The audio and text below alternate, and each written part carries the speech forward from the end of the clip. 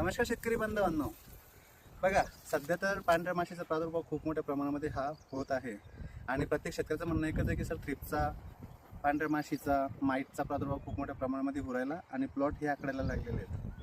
आता शेतकरी बांधवांनो, सगळ्यात मोठा मेसेज मला तुम्हाला हा द्यायचा आहे, जर तुम्हाला पांढरी माशी कंट्रोल करायची आहे तर त्यासाठी असं काही वेगळं औषध घ्यायची गरज नाही. जेव्हा पाऊस पडेल, जेव्हा ती ओली होईल, तिचे पंख भिजतील, ते ऑटोमॅटिकली कंट्रोल होणार आहे. पण जर तुमच्याकडे पाणी नसेल आणि अशा पद्धतीनं जर तुमचा प्लॉट असेल तर पांढरी माशी कंट्रोल न होण्याचं कारण आहे हे तण. जर अशा पद्धतीने तण तुमच्या शेतामध्ये असेल तर पांढरी माशी अजिबात कंट्रोल होऊ शकत नाही. तुम्ही रोजच्या रोज फवारणी केली तरी सुद्धा. त्याचं कारण असं आहे, जेव्हा तुम्ही याच्यावरती स्प्रे करता तेव्हा गवतावर काही स्प्रे करत नाही. जेव्हा तुम्ही याच्यावरती स्प्रे करता ती आजूबाजूला जाऊन उडून त्या ठिकाणी बसते, एकतर गवतावर बसेल, ढेकळावर बसेल, मल्चिंग खाली बसेल आणि मग मात्र तुम्हाला तुमच्या मनासारखे रिझल्ट हे दिसत नाही. जेव्हा त्याचा पावर संपेल परत ती पांढरी माशी येऊन बसेल. त्याच्यामुळे ती पांढरी माशी अजिबात कंट्रोल होत नाही ज्या भागामध्ये पाऊस नाही आहे.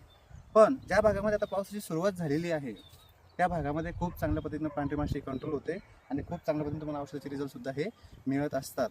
पण आता काही शेतकरी म्हणतात की सर याच्यावरती तणनाशक मारलं तर चालेल का? तर अजिबात कोणीही तणनाशक मिरचीमध्ये मारू नये.